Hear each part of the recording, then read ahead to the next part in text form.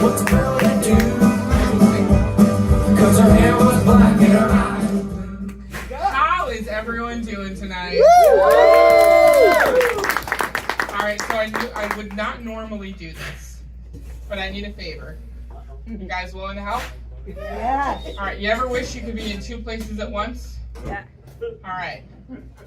Well, my Friars are about to stare down number 2 Yukon. And normally I'd be there. But I am so happy to be here instead because I don't know what's going to happen.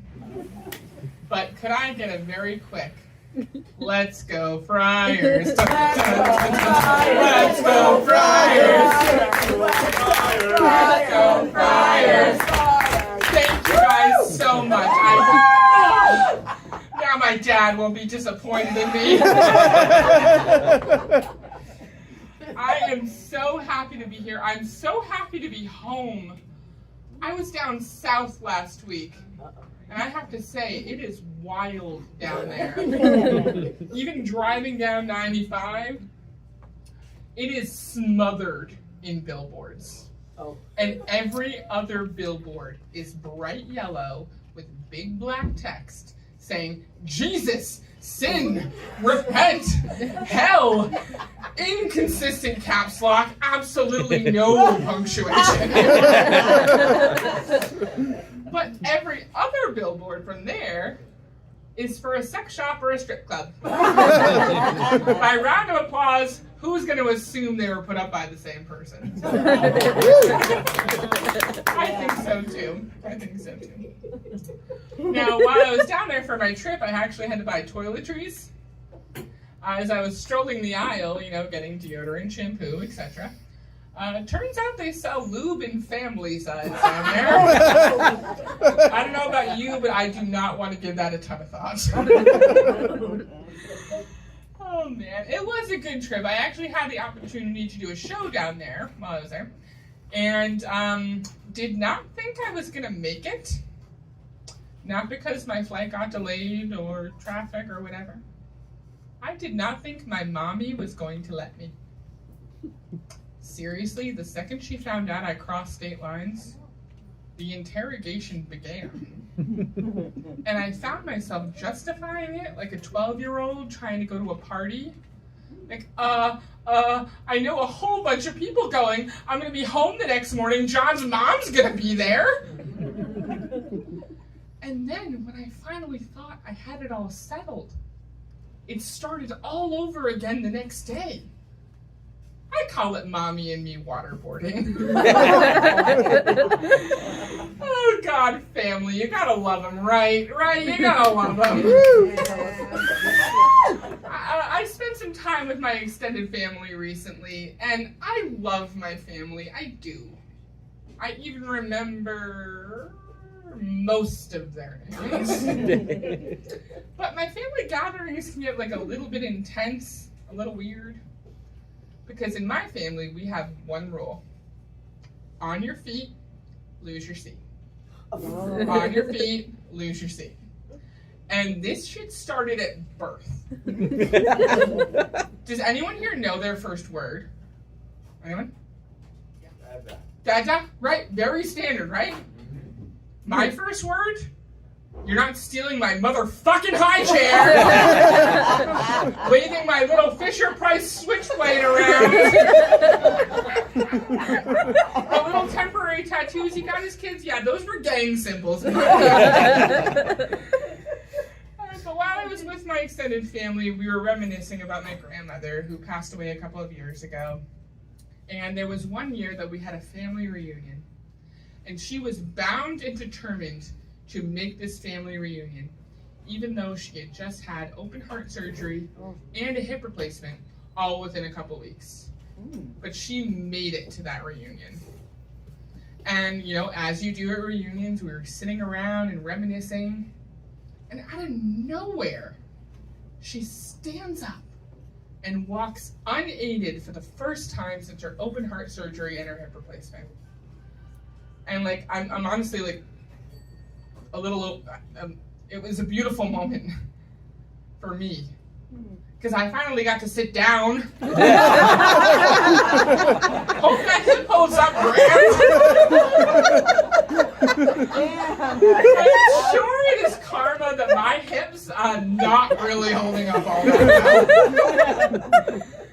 you might be able to tell I am a tall woman.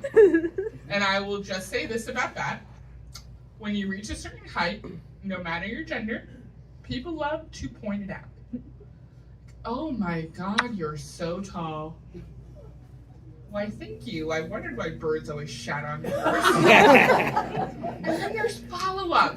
Do you play basketball? Is your family tall too? Would people like it if I did that to them? Like, oh my God, you're so old. What was it like voting for Lincoln? Is your social security number 3? Like, get away from me. I don't want to play basketball. I just want to find pants.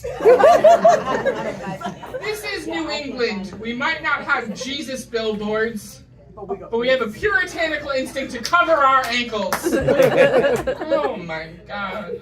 And I have recently learned that for some people, liking tall women is not so much a type as it is a fetish. I went to go buy a gallon of milk, and as I brought it up to the checkout counter, the proprietor of this 7-Eleven just goes, "Oh, you look so nice and tall, and you're so tall, and it's nice. God, if I was as tall as you." Like, sir, you are looking me directly in the eye. You are as tall as me. Where is this going? And then in an effort to forget whatever that was, I went to go buy some hard liquor. And as I was checking out, from behind me this time, I hear, "Oh, you mind if I ask you how tall you are?" 6 feet? 6 feet, huh? I bet you could beat the crap out of me. Sir, I did not consent to play Andrea the Giant in whatever dominatrix fantasy you have going on right now. I mean, I will, but like, buy my vodka first. Romance is dead, people. I can't even grocery shop in peace. Fellow tall people will agree, it's like a bunch of hobbits flock the aisles, and they find you, and they get in your line of sight, and they reach for the top shelf just long enough and just pathetically enough that you feel bad and you get the munchkins their lollipop. But God forbid you ask the Lullaby League down there for anything off the bottom shelf. My current theory is there's like some kind of beacon that goes off when someone 6 and over enters the store. I don't know how, I don't know why, but that creepy fuck of a robot from Stop and Shop is behind it. Aren't you, Marty? Called me a hazard.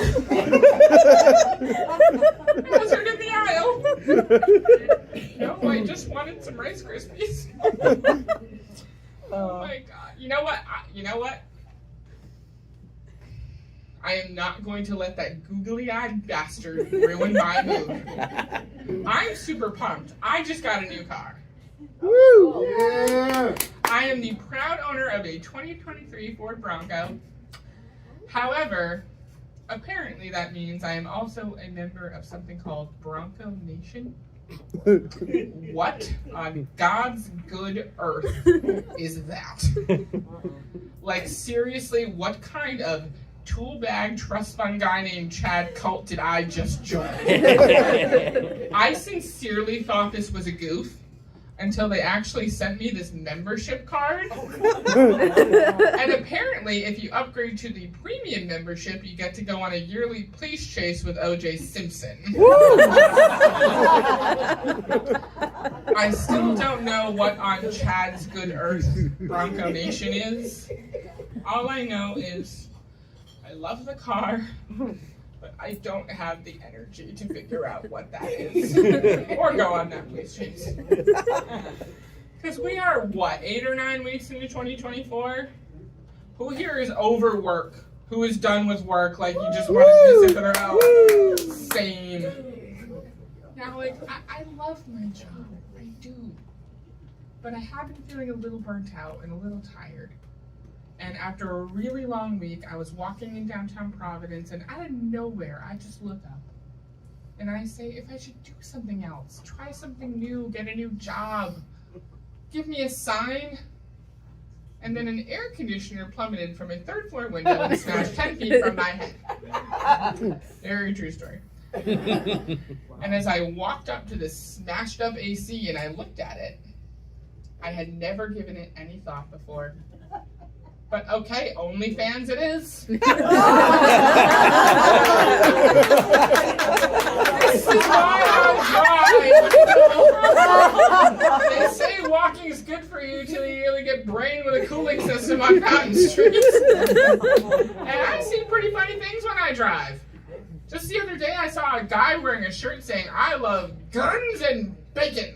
But like, what is your internet search history that you're asked about those two things simultaneously? And were there other options to choose from? I love machetes and mortadella, bayonets and bologna. I can only pray that man never mixes those two things up. Ooh, can't wait to enjoy this delicious BL. That would be tragic. And honestly, sometimes I don't see great things when I drive. I was driving home the other day, and this little 12-year-old asshole on a bike is swerving in and out of traffic trying to mess with people. And so I swerve out of the way to make sure I don't hit him. And out of the roll down window I hear, "Ha ha, bitch." Ow. And so like, what can you even do in that situation? So I did the only thing I could think of. I took a really deep breath. I threw it in reverse and I ran his ass over. I wonder if that bacon guy likes road pancakes.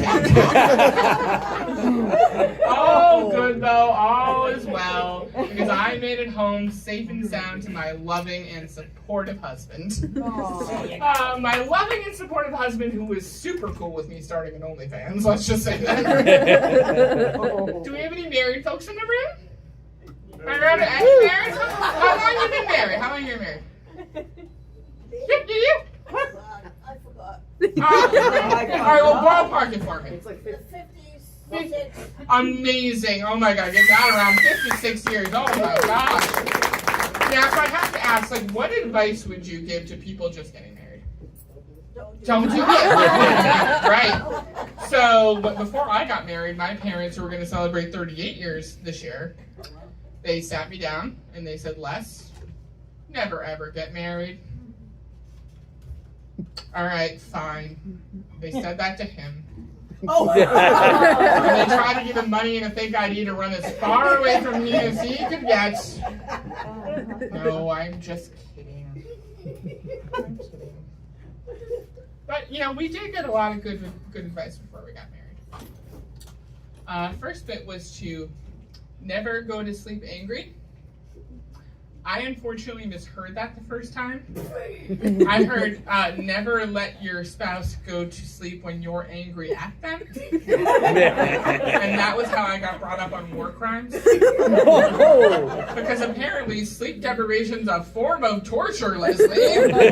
That's a crime against humanity, Leslie. What is everyone so upset about? I slept great. A lot of people will say, hold each other accountable, right? Has he spent some nights sleeping in the shed? Sure. But goddamn, if he did not straighten up and never do that thing he did to me once in a dream. Never did it again. Oh my goodness. But marriage is wild, especially with like how fast the time goes, right? One day, you're fooling around in a Dunkin' parking lot at 2 a.m. And the next, you're married, you have a mortgage, and you're debating the pros and cons of installing a bidet in your home. Has anyone here tried a bidet or has a bidet, right? Anyone? Yeah, you, I know you. Like, aren't they? They're great. They're great. We just got a new one. Oh, wow. And everything was going super awesome until they actually sent me this membership card. This time to the Clean Bum Club. They also have a premium membership, but I don't want to give that a lot of thought. But marriage has a lot of other challenges. Do you know there are some states, like Kansas, where there are certain sexual acts that are completely illegal, even when you're married? You could go to jail. I think that was the basis of the show Oz. But then there are some states, like Florida, where even blowjobs are illegal when you're married. But I have to ask this about that. How does somebody get themselves caught? My only theory is that, like, if you get pulled over getting roadhead, and they get out of the car and say, "Can you blow into this cock breathalyzer?" And if you blow under a certain number of inches, they let you go.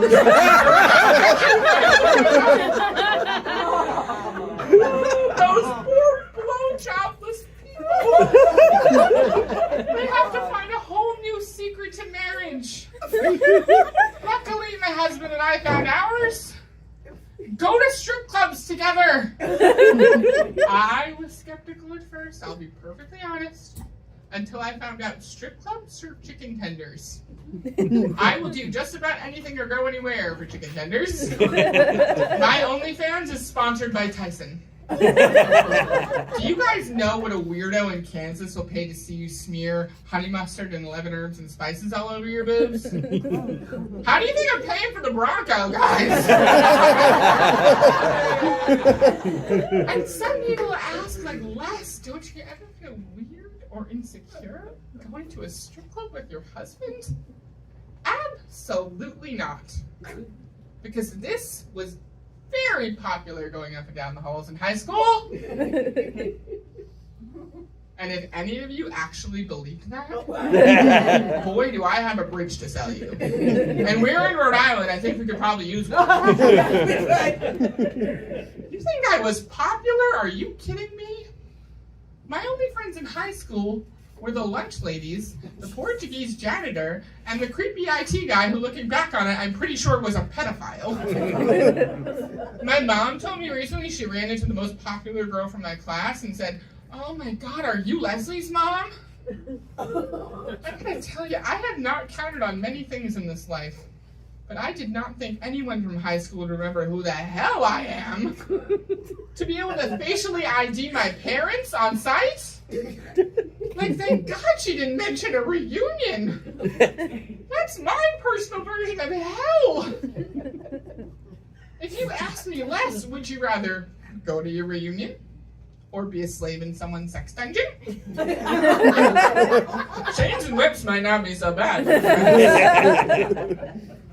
And, like, that is because despite my Andrea the Giant-like stature, I was not a mean girl or a bully. I don't know how it all works. I was the first person in school history to shove my own head down a toilet. And that is because I was always taught, no matter who you are, no matter where you come from, whether you're tall, short, family size, fun size, you treat people the way you want to be treated. Right? Anyone that treat people the way you want to be treated. So if anyone else here likes to get a little kinky with chicken tenders during sex, please look up Tendy Temptations on OnlyFans, or please just come find me. And with that, I'm your host, Tommy. You guys have been amazing. Thank you so much.